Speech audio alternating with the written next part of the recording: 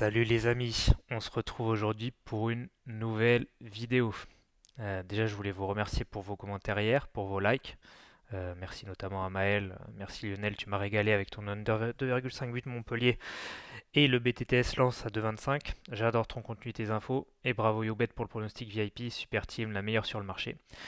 Merci à tous pour vos commentaires, c'est vraiment motivant. Et d'ailleurs, bravo à Youbet pour ce pronostic VIP sur les herbiers. Donc les herbiers ne perdent pas au pr de 1, cote à 1,74. C'était le pari principal sur ce match. Pari qui est passé avec un 0-0 à l'issue des 90 minutes. C'est dommage ce carton rouge qui nous a un petit peu pénalisé pour les autres paris. Mais bon, ce pari a engendré du bénéfice. Bravo à Youbet, belle prise de pari. Donc aujourd'hui, vous l'avez compris, ça sera une édition spéciale Coupe de France. Et donc je vais vous parler de chaque match. Donc premier match, le Gosier contre Lorient. Donc le club de Le Gosier évolue en R1 Guadeloupe. C'est le club de Claudio Bovu qui est passé par Guingamp, par Lyon. Voilà, un excellent joueur. Pour ce match, Lorient sera privé de plusieurs joueurs. Talbi, Kouassi, Tosin, Yongwa qui sont partis à la CAN. Abergel est suspendu. Touré et Katseris sont toujours à l'infirmerie. Mvogo et Soumano sont laissés au repos. Donc sur ce match, Lorient vient vraiment avec une équipe remaniée. Le match d'ailleurs se jouera en région parisienne. Les Guadeloupéens n'ont rien à perdre. Pourquoi pas les deux équipes marquent avec pour l'histoire un but de Claudio Bovu, ça serait un petit penalty, ça serait magnifique. Donc Lorient évidemment devrait passer, mais pourquoi pas encaisser un petit but. La cote est belle, hein, la cote est autour des 2,70 pour les deux équipes marquent. Pourquoi pas. Deuxième match, Bayeux contre Blois. Donc Bayeux, c'est une équipe de R1.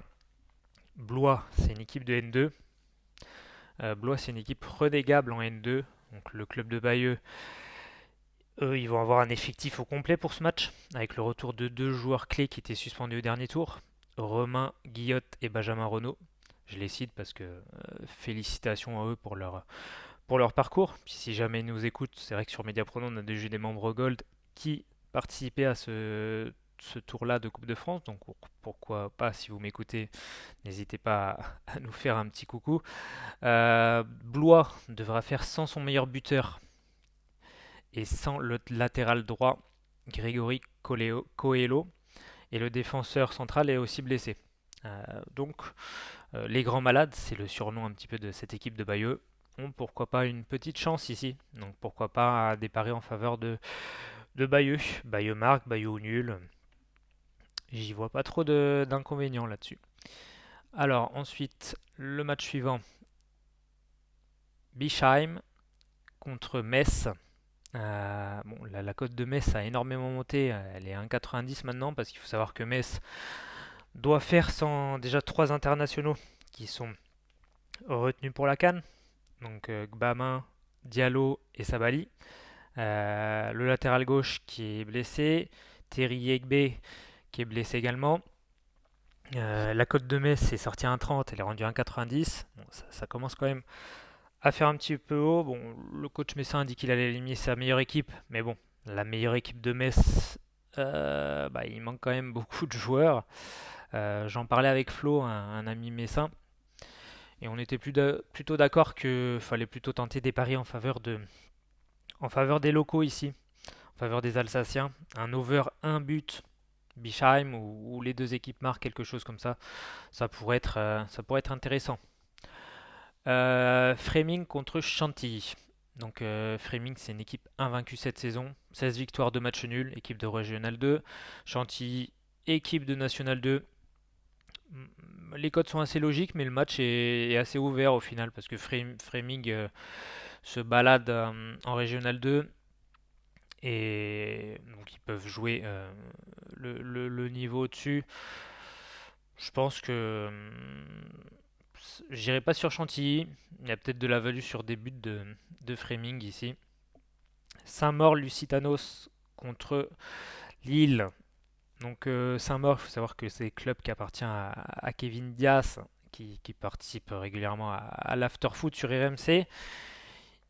Ils sont deuxième de National 2. Lille est ce que j'ai envie de dire une équipe de coupe. J'ai vu la compro probable qu'elle allait être alignée. Il y a quand même des super joueurs, hein. André, Boadi, Haraldson, Sarawi, Bentaleb. Pour moi, je vois pas de surprise ici. Il y a quand même une différence entre une bonne équipe de National 2 et une bonne équipe de Ligue 1. Et, et vu l'équipe type alignée, pour moi, Lille va s'en sortir ici. Marc contre 3, bah, ça c'est le match qui devait avoir lieu hier, mais qui a été décalé aujourd'hui, bah, comme je vous l'avais, comme je vous l'avais expliqué suite à cette histoire de mariage. Donc Marc, ils évoluent en Régional 1, 3 solides en Ligue 2. Bon, il n'y a pas de grande histoire ici, logiquement, il n'y aura pas de surprise, hein. 3 devrait s'en sortir. Béthune contre Sochaux. Béthune, quatrième de R1, Sochaux quatrième de National 1. Sochaux aura un 11 de départ très remanié, car il y a Masson, Tavares et Sidibé qui sont suspendus, De Vitelli et Dodé blessés, et Youssouf Kaplé avec la sélection des Comores pour la CAN.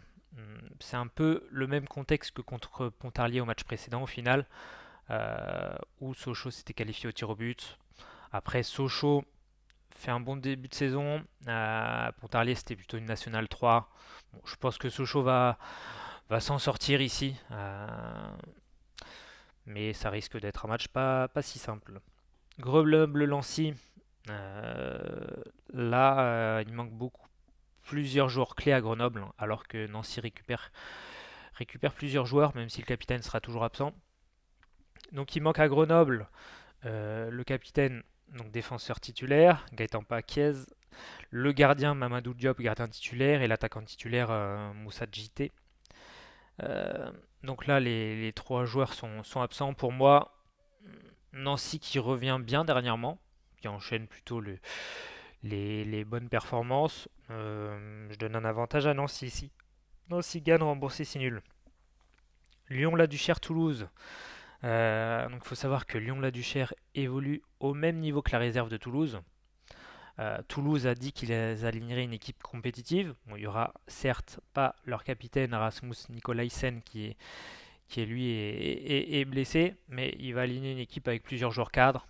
Le seul truc qui nivelle un peu généralement les niveaux, c'est que le match se jouera sur terrain synthétique. Mais bon, ça reste une équipe pro contre une équipe amateur. Les pros, eux aussi, des fois s'entraînent sur terrain synthétique. Donc, je pense que avantage à Toulouse, victoire et qualification logique. Surtout que l'on a du cher. Voilà, ils sont connus pour réaliser des coups parfois en Coupe de France. Voilà, Toulouse est prévenu. Ils prennent pas ce match à la légère. Donc, avec une belle équipe alignée, il n'y aura pas normalement de soucis. Pontivy-Bastia, et pourquoi pas, et si elle était là, la surprise, pourquoi pas, hein. Le leader de National 3 contre une Ligue 2, Bastia qui fait une mauvaise saison. C'est pas interdit de rêver pour Pontivy, qui a déjà montré par le passé être une équipe de coupe, un petit peu comme à Avranches hier, comme je le disais. D'ailleurs, Avranches s'est qualifié, félicitations. Euh, Moi, je vois des paris en faveur de Pontivy. Pontivy marque, voire les deux marques. Pontivy ne perd pas. Plutôt des paris en faveur de Pontivy ici. Raon Latep Paris FC. Bon, c'est un petit peu David contre Goliath au niveau des finances. Raoul Tap, c'est une équipe de Régional 1. Le Paris FC doit quand même faire sans plusieurs joueurs, hein. Il manque Lopez, Ryu, Dico, Gori, Amel, Alakouche, Lesmelou. Et après, il y a aussi 5 joueurs qui sont partis à la CAN. Chergui, Traoré, Kebal, Crasso et Simon. Bon, avec tous ces absents, même si le Paris FC devrait se qualifier, la cote ne vaut pas le coup. Mérignac-Istres, ça peut être un match piège, hein. Ça peut être un match piège pour Istres. Istres 6ème de National 2. Mérignac qui vient de sortir Pau. Belle performance. Je serais pas étonné d'un petit match fermé, un petit peu à l'image du match de Montpellier hier. Plutôt un under 2,5 buts sur le match, qui est coté autour des 1,8. Je pense que si Myrniak veut s'en sortir, c'est pas avec un match fou, c'est plutôt avec un match où ils vont essayer de mettre un petit peu le bus, de retarder l'échéance, et pourquoi pas marquer ce petit but salvateur, comme ils l'ont déjà fait par le passé, contre Pau d'ailleurs. Donc voilà, plutôt en faveur de Mérignac et plutôt un under de 2,5 buts. Fontenay contre le PSG, match à la Beaujoire, pardon. Euh, Évidemment, le PSG va faire tourner ici. Ils ont mis déjà plusieurs joueurs au repos. Ils ont mis Barcola, Marquinhos, Pacho, le Géorgien. Il y aura peut-être éventuellement de la value sur certains buteurs au PSG. Il faut voir la composition d'équipe qui sera alignée. Parce que, bon, en toute logique, le PSG devrait l'emporter en marquant au moins 3 buts. Mais bon, généralement sur ce type de match, c'est plutôt en live bet qu'il y a des coups à faire. Car le plus difficile est souvent le premier but à marquer, mais ensuite ça peut enchaîner et la deuxième mi-temps peut être très longue pour le club amateur. Donc voilà, j'ai fait le tour de la carte du jour en Coupe de France. Maintenant, je vous donne mon ticket du jour que j'ai validé il y a quelques minutes. Lille, -1, Asian Handicap. Donc la cote à 1,65. Euh, Vu la compo probable alignée, la cote de Lille est montée, elle est passée de 1,19 à 1,39. Pour moi, ça se prend vu la compo probable, même s'il y aura quelques absents. J'ai confiance en Lille sur ce type de format-là. Lille -1, Asian Handicap. Je pense que Lille l'emportera quelque chose comme 3-1 ou 3-0. Donc voilà, je voulais vous remercier encore une fois pour tout votre soutien. Si vous voulez découvrir nos pronostics Gold, mais rendez-vous tout simplement sur l'espace Gold Media Prono. Je vous mets le lien dans la description. Et si vous voulez des articles de conseil, rendez-vous dans la partie conseil du site. N'hésitez pas à passer en revue les articles. Il y a vraiment toutes les thématiques qui sont traitées. Si vous voulez qu'on fasse un article sur une thématique précise, n'hésitez pas à me le signaler. Allez, je vous dis à très vite sur mediaprono.com. Bye.